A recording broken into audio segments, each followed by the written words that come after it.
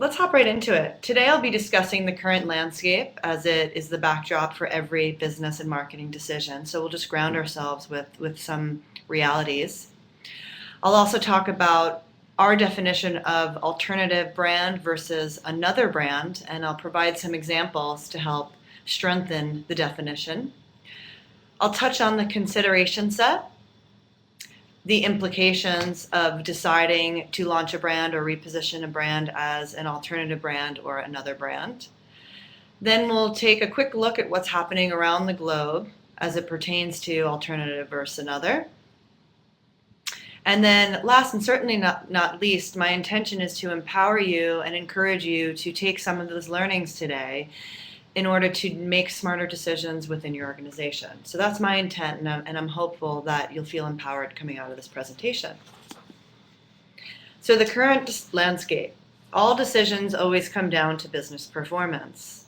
And in categories where growth rates are slowing to flat, compounded by increased pricing pressures and cost of good increases, it leads to a challenging landscape. So what we're seeing is, because of this lack of growth, many organizations are trying to get a larger piece of this one pie, and we're seeing marketplace paths converge. We're seeing grocery put more of a stronger focus and emphasis on drug. We're seeing drug, conversely, move into grocery, providing fresh foods and meal opportunities. And we're seeing mass move into fresh as well. So you're starting to see all of these paths converge, which begs the question, how can you compete?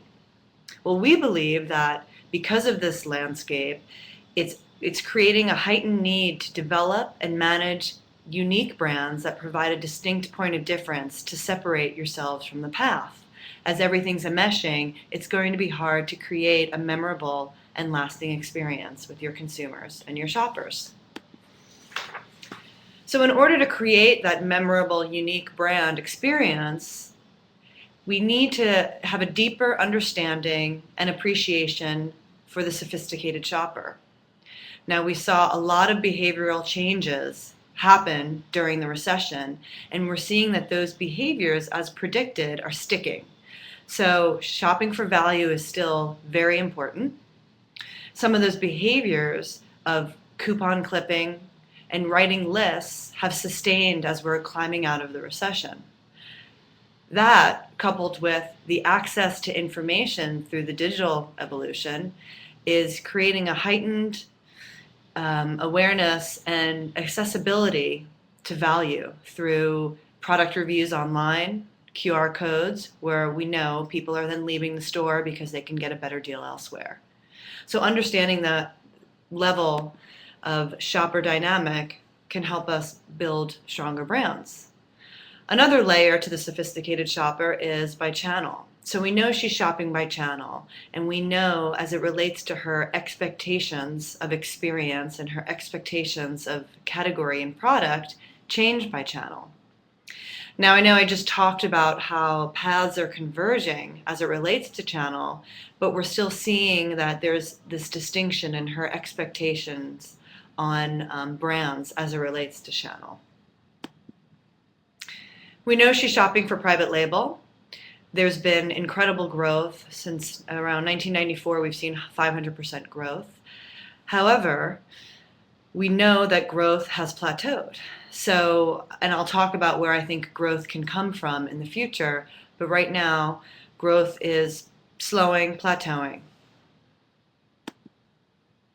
And like I said, regarding to channel, we know within one channel, say mass, we know her appreciation for the category dynamics are unique, and we need to think about category by category approach as it relates to the shopper and how we deploy the brand.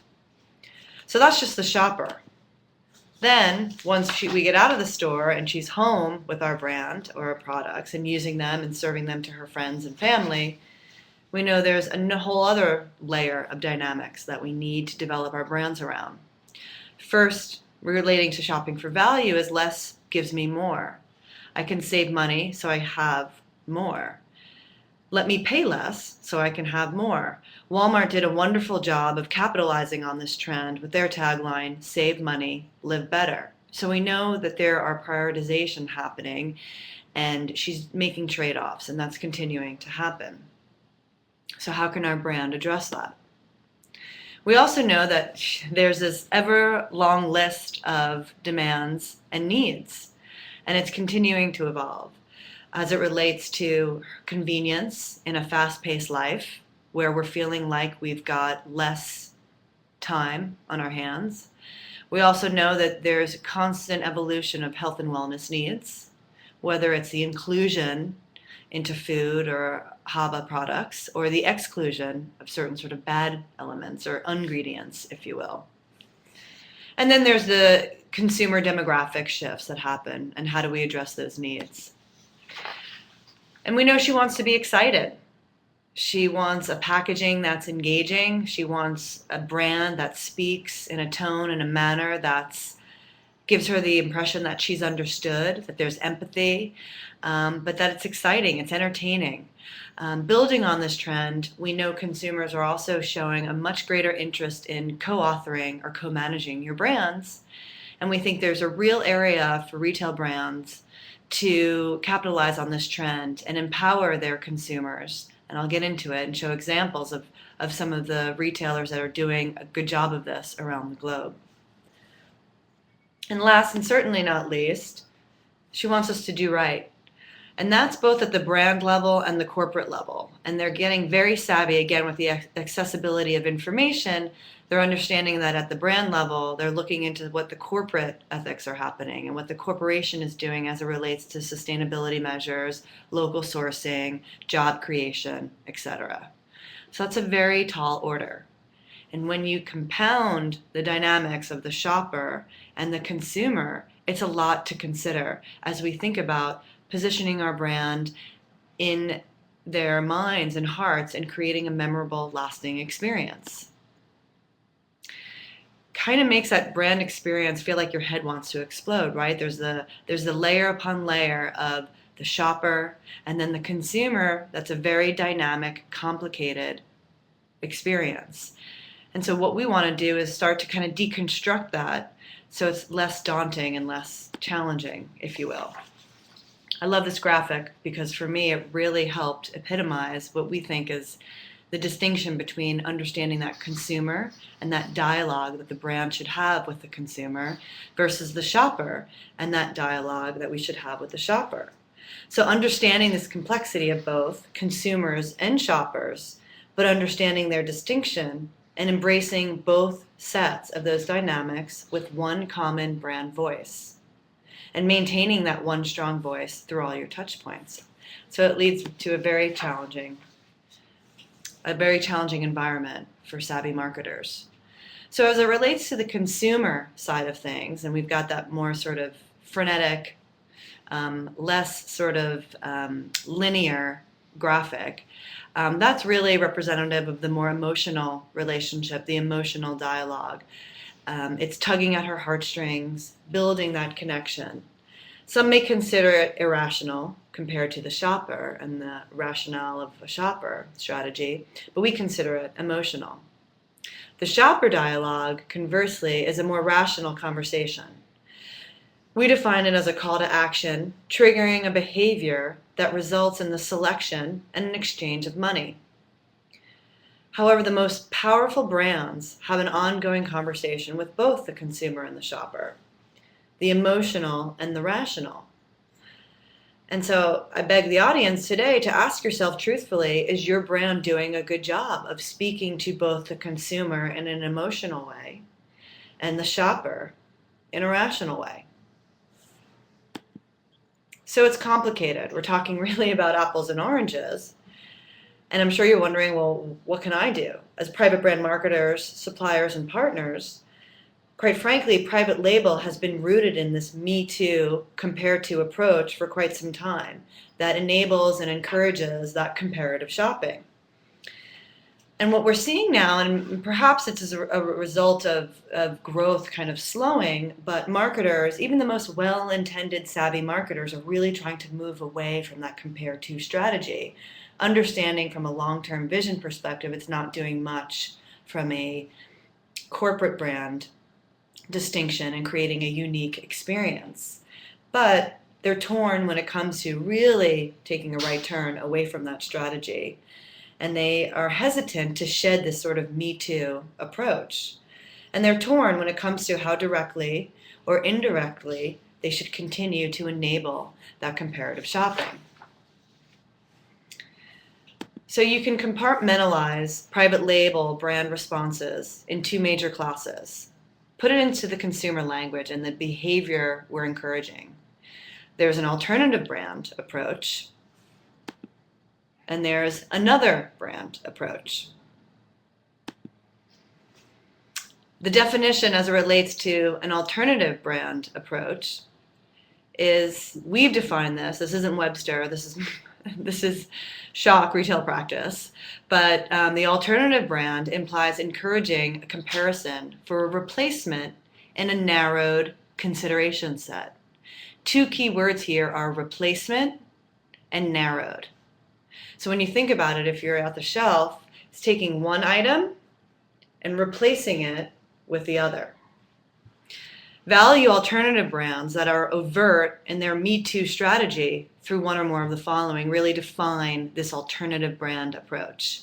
So they're overt in a Me Too lookalike in design or in benefit claim copy, or even more overt here in the US, a lot of brands resort to compare to statements.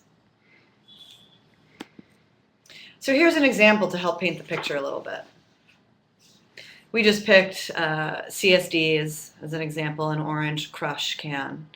And I'm sure there's designers in the audience here, and you can already start to envision, quite frankly, it's such an obvious approach that even the non-designers in the audience can envision what the package design looks like, what the cans look like to the right of Crush. You're envisioning a strong use of the color orange. Now, granted, that could be a flavor cue, but in this case, it's also a national brand emulation cue. And you could also envision white, big, italicized font, youthful font, and the effervescence, bubbles, and an orange slice, right? I mean, we can all start to envision it. Looks a little bit like that, huh?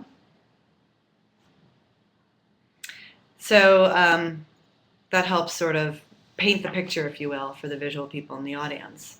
So as it relates to your design strategy, if your approach is really to enable that comparative shopping of an alternative, a replacement in a narrowed consideration set, there's really three approaches from a design strategy perspective. There's a national brand-led approach, category-led approach, and brand-led approach. And really empowering the audience today to help align the thinking around which is the best design strategy approach for your business solution is my intention, because once you've aligned to what that approach is, whether it's national brand-led, category-led, or brand-led, you can then create speed to market by aligning the right resources and the right design approach as you proceed throughout the rest of your design process, which enables speed to market and a lot of efficiencies in design. So I'll show some examples of what I mean by national brand-led, category-led, and brand-led. Using Kroger, for example, very national brand-led as far as a design solution. This is hot cereal. And so the approach here leads to a very fragmented, a very SKU by SKU design solution. So as you think about hot cereal versus cold cereal, and quite frankly, even within cold cereal, even within the kids segment within cold cereal, you're taking on a very fragmented approach based on that national brand leader. And that emulation is very obvious as to who the comparison is to. And there's pros and cons with that, which I'll talk about. So the design reflects the claims, the reason to believe, emulates the comparative SKU, that comp SKU level. There's little consistency across the portfolio, but it's really serving the purpose of enabling that comparative shopping. And it's really speaking to making that decision at shelf. So that's pretty obvious.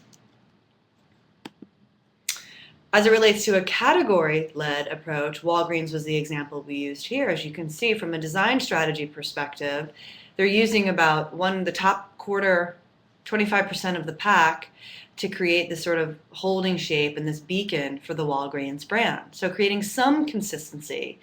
And yet they've reserved the last 75% of the package to speak to either a comp skew in the case of Benadryl here, or to speak to sort of that category cue. They've also taken nomenclature as an approach to enable that comparative shopping. So there's still very much a compare to strategy here, very much rooted in that alternative of a replacement in a narrowed consideration set. But they're trying to create some consistencies to get more credit for the Walgreens brand across the aisles in their store. And that's really the approach and the benefits there. Last and certainly not least is a brand-led approach. So you're really creating a much stronger, rigid design system, and in this case, Up and Up was the example we used, to demonstrate that it's coming from the same brand as you traverse the aisles in a large store like Mass, and even in a smaller store we see this execution happening. However, it is still an alternative strategy because they're using structure, they're using color a bit, and they're also using a compare to statement, again, to encourage and be pretty obvious about that comparative shopping. So now I'll talk a little bit about another brand. This implies an additional distinct offering and an expanded consideration set. So when I talked about the replacement, I'll use my hands here for my visual, the replacement of one for another, and in another brand example, it's really a distinct offering and an expanded consideration set. So brands that are built on a consumer need and insight and solve that need in their own way and it can be cost-effective ways, through unique product, packaging, and attributes of that packaging, a distinct personality and just how you talk about the product, which may be the same, and an ownable visual language. So again, going back to that Crush example,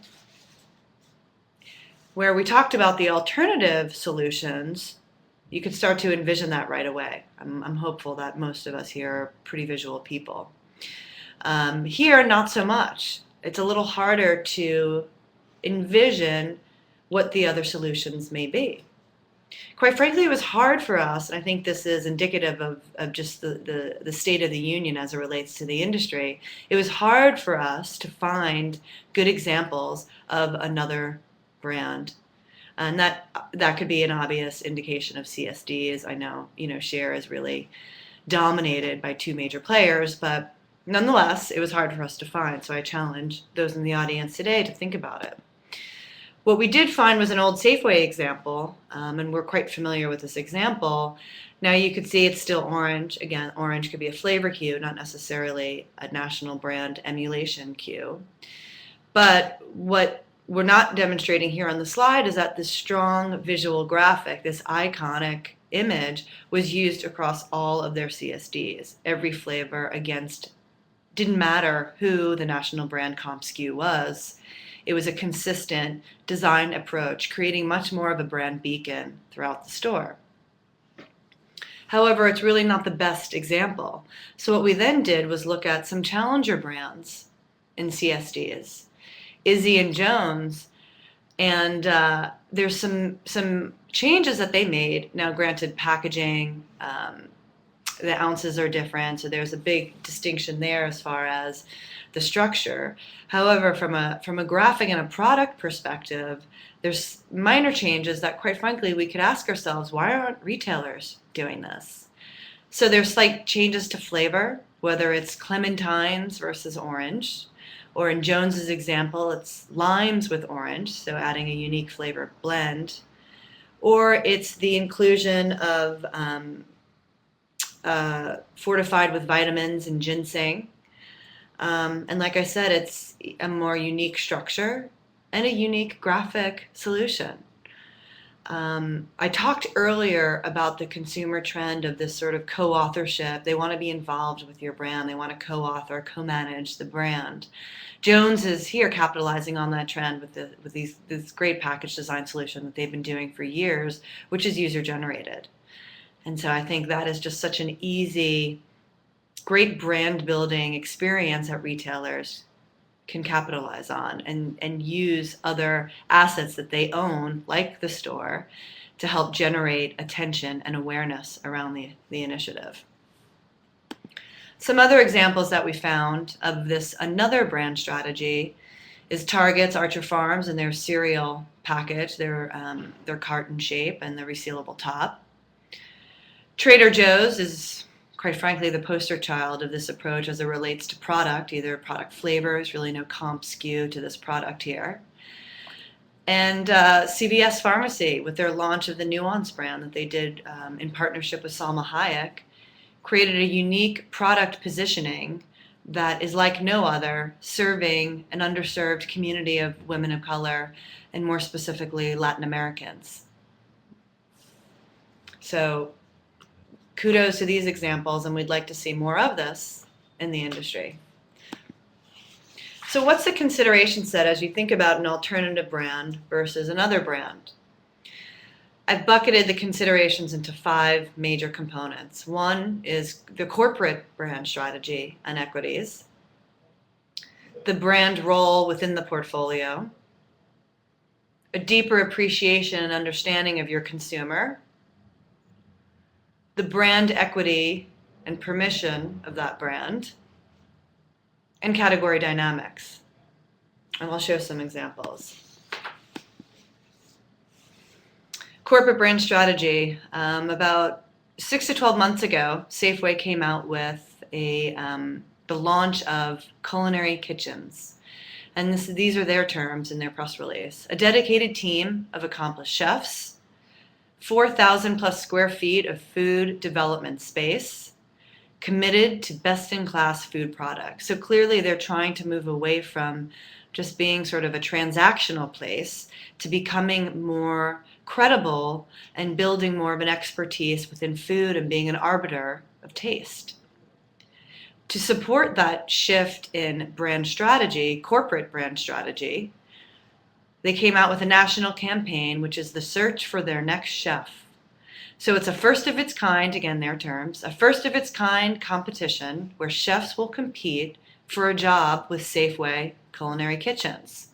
Now, this is such a great idea to build not only awareness and credibility, but also to really hit home on the trend of foodies and even, 10-year-olds watching the Food Network.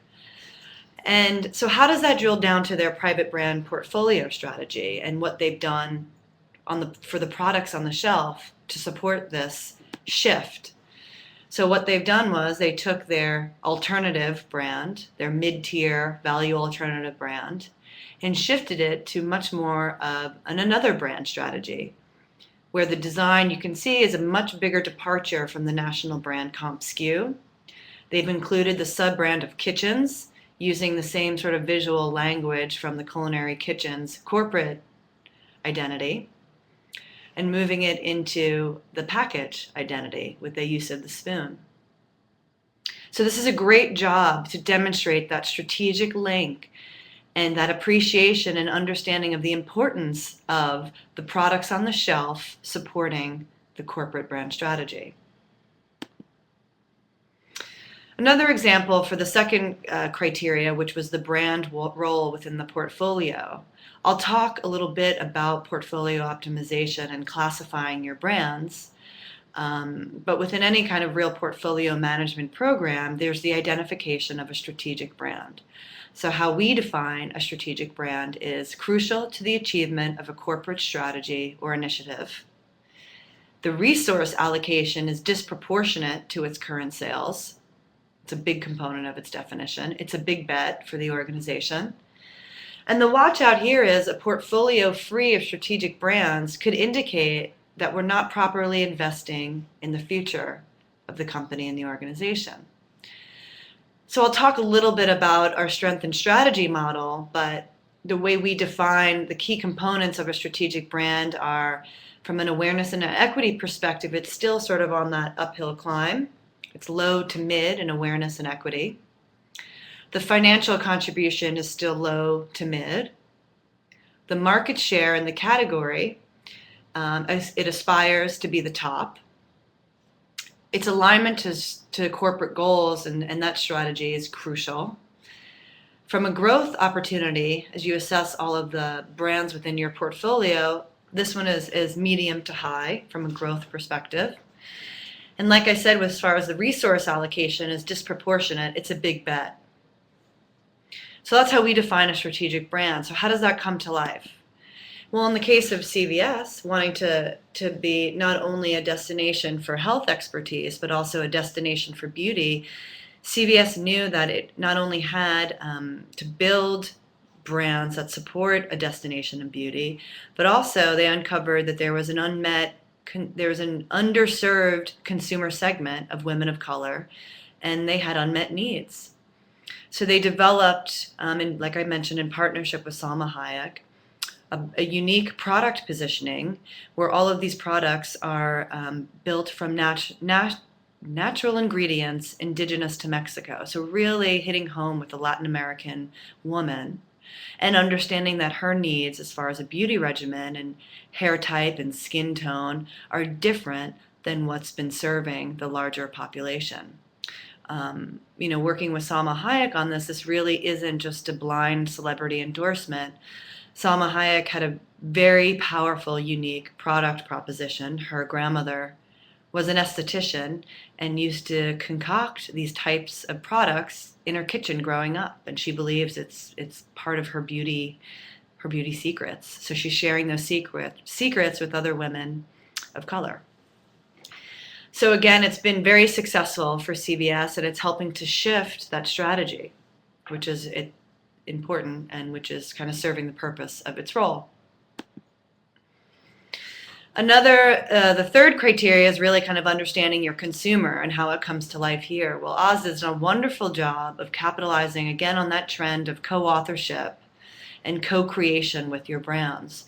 So what they did was, and hold on, I'm going to reference my notes here because I don't want to mess up the numbers here because it's so impressive. They went through and conducted 200,000 blind taste tests, 200,000 blind taste tests involving 40,000 customers. And they asked them what they liked about their products, and they helped them sort of co-manage the brand in rationalizing the products. And so they relaunched 3,500 SKUs. And because of this great consumer involvement, they launched 500 new items and took it one step further by sub-branding it Chosen by You. So this is such a great idea because not only is it taking, your mid-tier NBE, national brand equivalent approach, which every retailer, quite frankly, has, and building it to create more of a distinction for your store versus your competitors. The rinse aid, for example, could look just like Dawn, and it probably does in most other stores around the world. However, here with the sub-brand of Chosen by You, you're having that consumer dialogue now. It's not just that rational shopper dialogue of, hey, this is just like Dawn, but 20% less. And you're tugging at her heartstrings to bring a bit more and demonstrating that you really listen and you empower her or him. So well done, Asda. I love this example. The next example is the brand equity and permission. And so over at Walmart, when you think about what Walmart stands for and Save Money, Live Better, and we know that they have a strong foothold in standing for value as far as supporting that with the EDLP. So how does that relate to and how does that drive private brand decisions? Well, when you think about great value, in supporting the corporate strategy, the brand equity here and the permission here is really, they just want to help enable their shoppers, their consumers to save money. So in this case, value makes a lot of sense. So that, again, let's ground ourselves in what the brand equity is and ground ourselves in the permission and the role of our brand. Category dynamics. Again, this is another example that I just love. Safeway, having not been having a strong foothold in salty snacks, decided to assess the category, and as opposed to doing just your standard national brand equivalency play, looking like Tostitos, looking like Cheetos, a very sort of fragmented design, went about it with, quite frankly, very similar product, but the use of having just a unique point of view and a unique brand voice in the category, hitting on a consumer need of just, being sort of having fun with your snacking and being lighthearted and cheeky about it and the power behind that. And then they did some packaging innovation as well with the resealable bag. And this has been wildly successful for them. And what's so smart about this approach is not only did it create a great category solution in salty snacks, but it's been, because it's triggering that consumer insight and that consumer need of that lighthearted kind of snacking time and moment of her day, they're now taking that snacking consumer need and stretching it to other areas of the store, into sweet snacking, into dessert type snacking, things like that. So again, another great example of not necessarily just following the pack and thinking about how to do things a bit differently. So again, when you're thinking about the decision of alternative versus another, there's the considerations going in, which I just explained, and then there's also the implications coming out, which I'll talk to. And the implications coming out, once there's a better understanding of that, it will help fuel your considerations. So the implications are really three major buckets, really, of context. It's implications to the organization, implications to the brand, and implications to the product. So what do I mean by that? Well, let's go back to that alternative brand. Again, alternative, using my hands, so professional, of the replacement of one brand for another in a narrowed consideration set. So really, this is the type of brand solution that will thrive in more of a merchandising-driven culture, not a culture that is a brand-driven or a marketing-driven culture. So we need to be honest with ourselves as far as what's the driving culture of your organization and how are we best suited to create solutions that can sustain that culture. Alternative brands really require lower investment, but alternatively, there's lower barriers to entry. So when you think about that kind of mid-tier value alternative solution, it's in every store across the country. So what's to stop around the world? So what's to stop her from finding the same exact thing in some other store? And because of that, it's going to limit distribution. At the brand level, it'll limit the price point. It will limit the equity impact, not only to that product brand, but also to their corporate brand. And I encourage you all to really think through that comparison tool. So when I talk about the design strategy of national brand-led, category-led, or brand-led, you really need to think through that first at the onset and then align the resources and your process accordingly, because it creates very different speed to markets as far as your process. So it's good to have that understanding up front and manage expectations as far as the workflow and the efficiencies downstream. And then the product implications.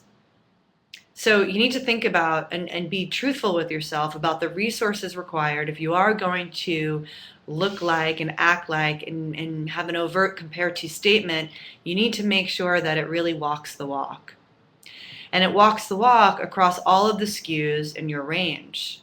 And that's something that we need to be very careful of. If we have compare to statements on some products within the brand, and we're not able because of QA requirements or legal to have it on all, that's something you really need to think about and create a solution for at the onset to manage expectations, because your shoppers may expect it to be equivalent in every SKU.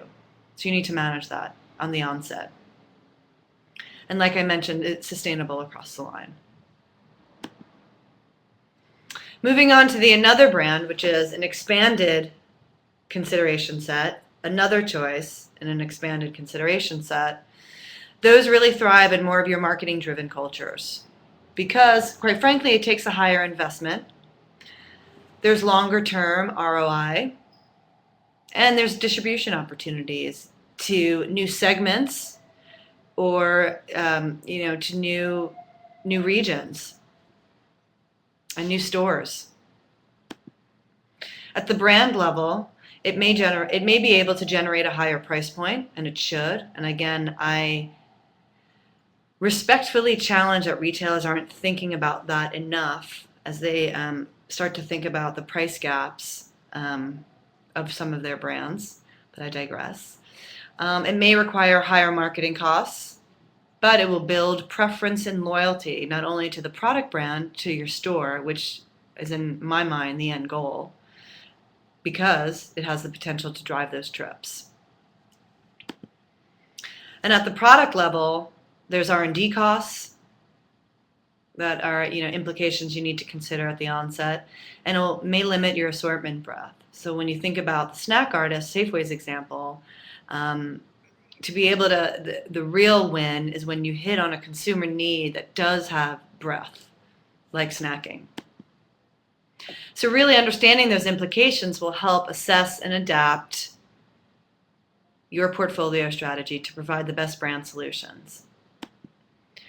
So what's happening around the globe? Well, here's a snapshot of other retailers who are, quite frankly, assessing and adapting their strategy. So a few months ago, I spoke about why private brands are un-American, and I respectfully challenged at least the American retail marketing community on the value tier approach and constantly driving, looking through the rearview mirror at what's happening across the pond in the UK, specifically at Tesco, and knowing that they garner about, I think it's actually they're showing even growth today, I saw, or the UK is, as far as private label share, but knowing that their penetration is about 47% and ours only hovers around 20%, I can see why we're constantly looking at what they're doing. But what I encouraged the American marketing community to think about was we have our own set of challenges here with consumer expectations and how retail historically has played a role in our culture. So it's a very kind of different, we have our own unique set of challenges, really. But what's interesting is in the past 12 months, the activity the Tesco has demonstrated in the UK as it relates to the creation of venture brands, which is what they call it. Now, again, it's become such a strategic imperative of their corporate strategy that they've coined a name for it, venture brands. So taking kind of a right turn from their value tier approach, they're launching what I would consider another brands in those higher involvement, higher price point, higher margin categories, like olive oil, super premium ice cream, where it's unique product flavor profiles, unique packaging, no mention of Tesco. In pet, for both dog and cat. And in femme high and kids, again, more of those higher involvement categories. So when I talk about design strategy earlier, and I said, the product could still be the same, it's really just what's your voice and what's your brand voice and experience that you want to create that's distinct. I love this halo example because it's just such a great design solution, excuse me, in such a fun category. Not really, but they're creating fun out of it with this very cheeky design, pun intended. So they can be really simple solutions. So what's happening in APAC, this is interesting, when I talked about the limits to distribution, we're seeing a lot of those British brands come over into APAC, where Waitrose has all of its tiers in Welcome stores. And in Singapore, in cold storage, they also have the Waitrose, they're only carrying the Waitrose value line. So again, kind of opening up distribution channels for your brands, either outside of your regions or outside of your traditional channels. And that's the benefit of another brand, not necessarily an alternative brand. Now, to preemptively answer a question that I may receive at the end, knowing that the tiering solution here is really more of an alternative strategy as it relates to kind of Waitrose, the way they've managed that brand over the years and the way the product and design is elevated and looks different, it's really been managed and treated like another brand, that it has its own purpose, it has its own voice, therefore allowing the distribution. And then closer to home, I talked about Walgreens a little bit earlier, but they're taking a bit of a right turn, and they've been very sort of vocal in the press around the strategy of becoming more of a corner store and putting more of a focus around food and being more of a C-store player, if you will, versus a traditional pharmacy. And because of that, they're private brands. They've expanded Delish nationally, and the launch of Nice as well to help build those credentials in food. So what can you do? This is where I hope to kind of empower some of you to think about how to challenge your organization to think about things differently. Portfolio architecture is really the first step. I talked about identifying the role of your brands.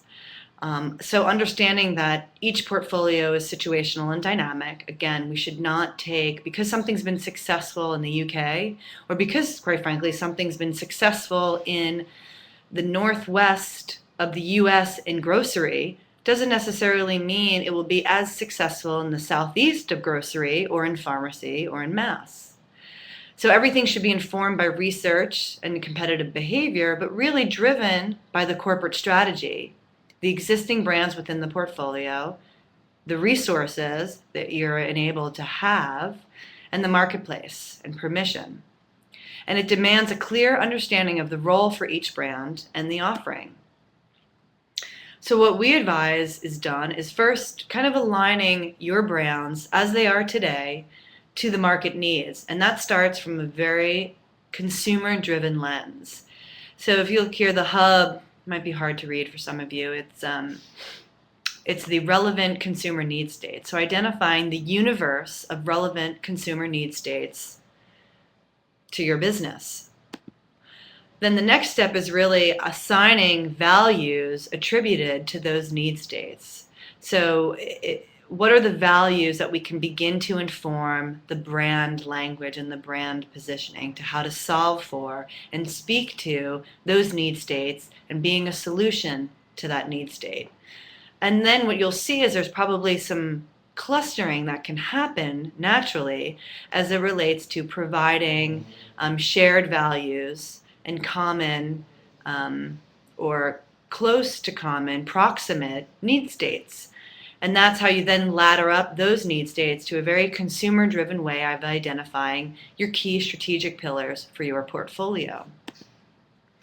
And what the next step is to then, based on that pillar and the definition of that pillar from a consumer lens, from a consumer approach of what that pillar will solve for, and the different need states that it will service, if you will, you then plot your current brands as they exist today under each of those pillars. Again, it's a hard truth of how your brands are addressing the consumer landscape. And what you may find is, what we often find when we go through this exercise with clients is that you're quite saturated in one pillar. You may have 4 brands, and you may need to then do additional diagnostics to see if there's cannibalization happening, or quite frankly, are you underserving each of these brands because you don't have the proper resources to really support all of them. So typically coming out of that, there's a rationalization of a few brands to make sure you're optimized within that pillar. You also may see that there's a pillar that we're not serving at all, and that can create the identification of a new brand.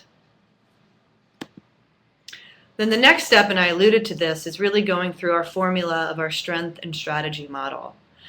And the brand strength, I touched on this a little bit earlier with the Nuance by Salma Hayek example, but looking at kind of awareness and equity relative to the brands in the portfolio, the financial contribution, relative to the competitive set, financial contribution, which is relative to the other brands in the portfolio, and market share in the category relative to the competitive set.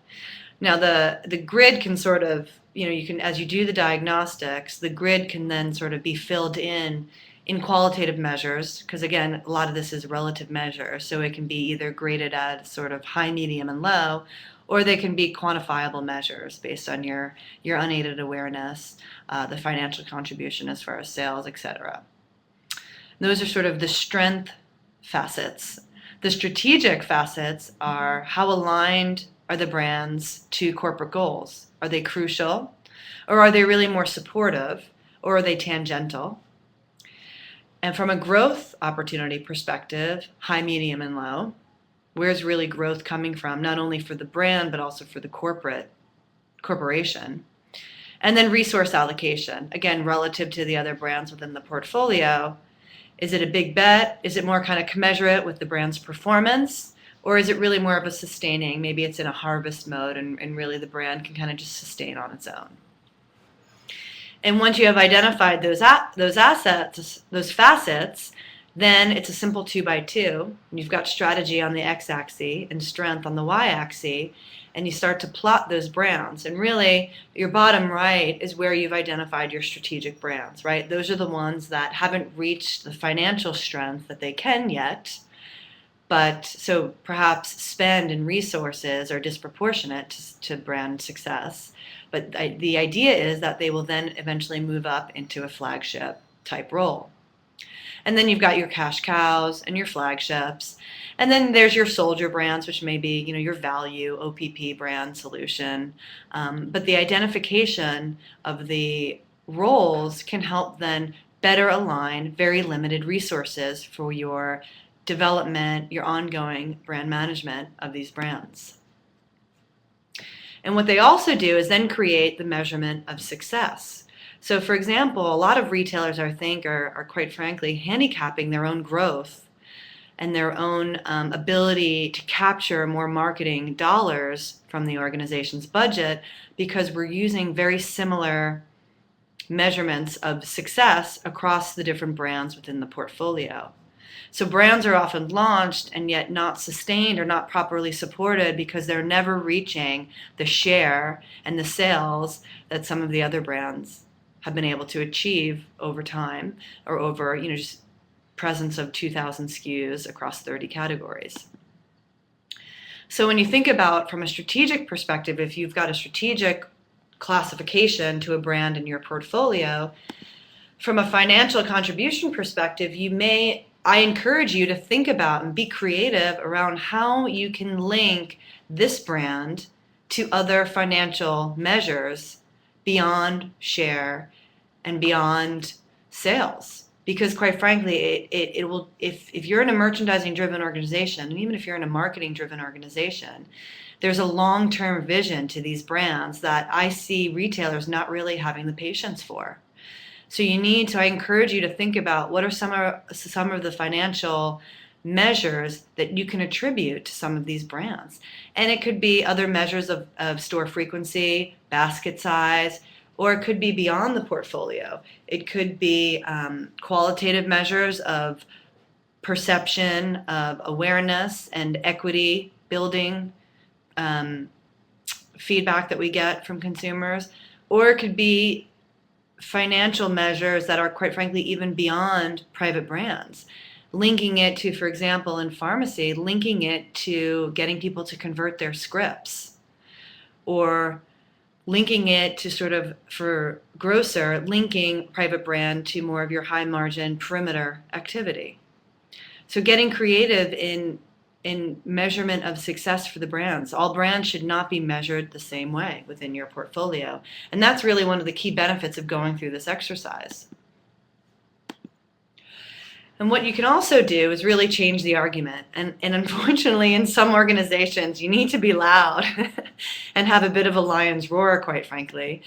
But I talked about earlier on the dual dialogue of the consumer, more emotional dialogue, and the shopper, more rational dialogue. And I kind of want to close the presentation by talking about really how we can act on this.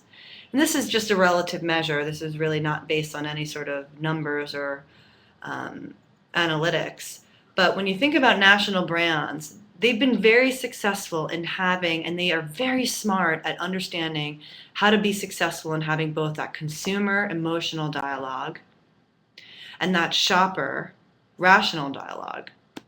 So when you compare that to what retailers have done the past 50 years with this value alternative approach, this alternative brand, and the replacement of one for another, that's a very rational dialogue. Hey, we are just as good as Dawn, or we taste just as good as national brand cereal, but we're 20% less. That's a very rational, logical decision that we're encouraging her or him to make.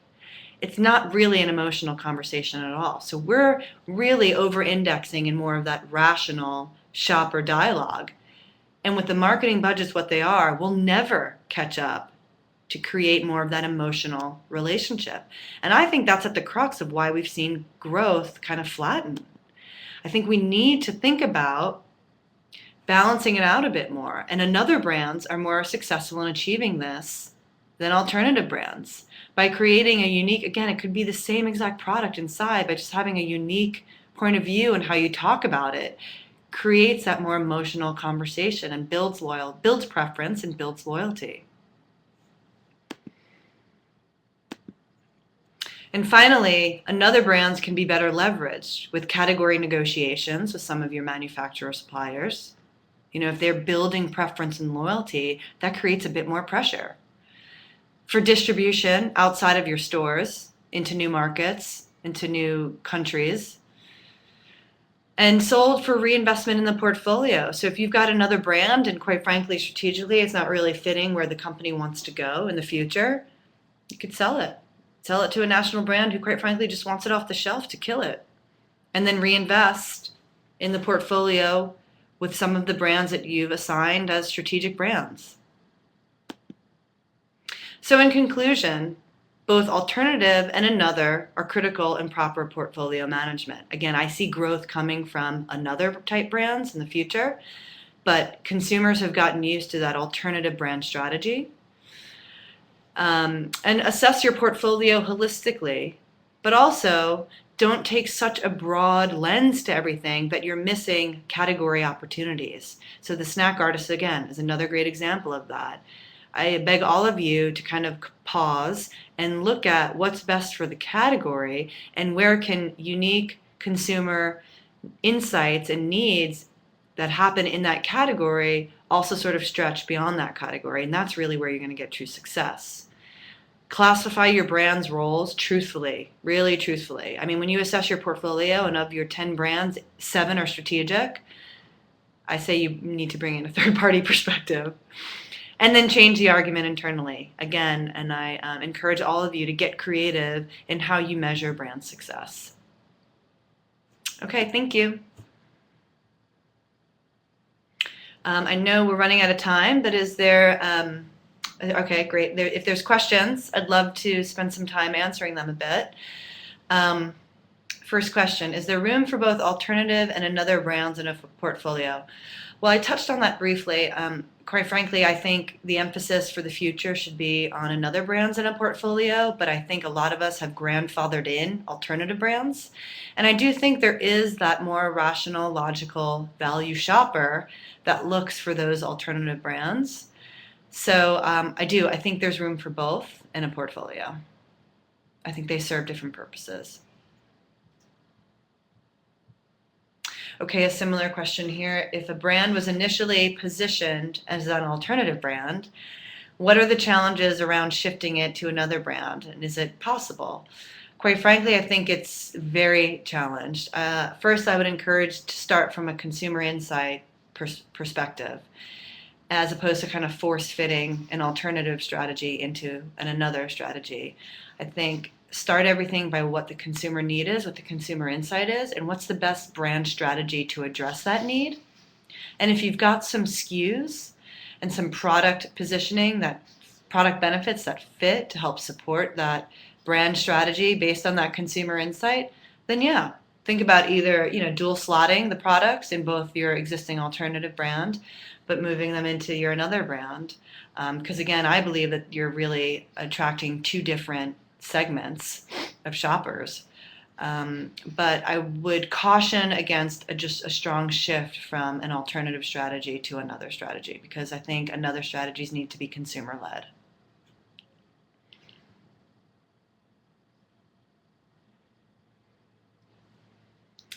Okay, one more question. How can classifying the brand's role in a portfolio help with aligning resources? So like I talk about, marketing dollars are just so thin.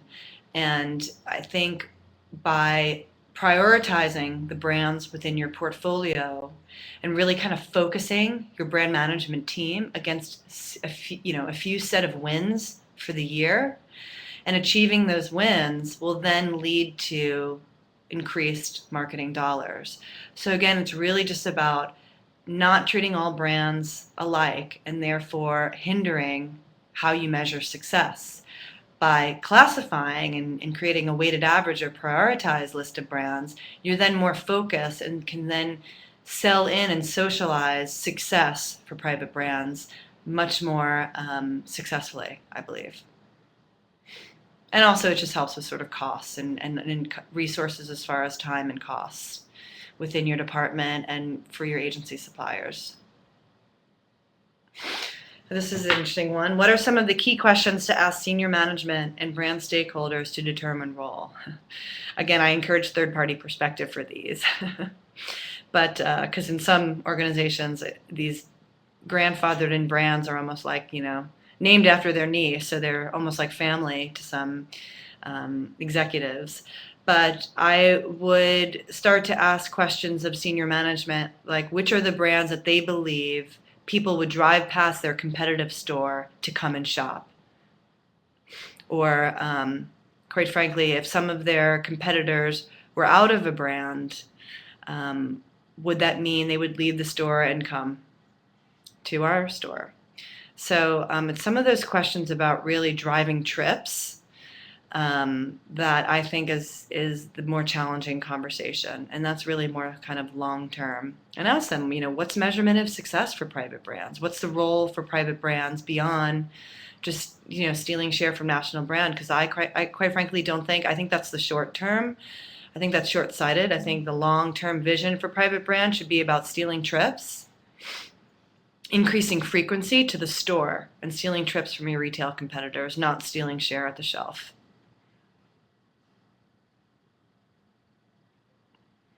All right, well, I guess that wraps it up. And again, perhaps I can't type in, but perhaps if we could post how people can download the presentation to make that available for the group, or we can kind of follow up with all the registrants via email to provide instructions on how to download the presentation if that's easier.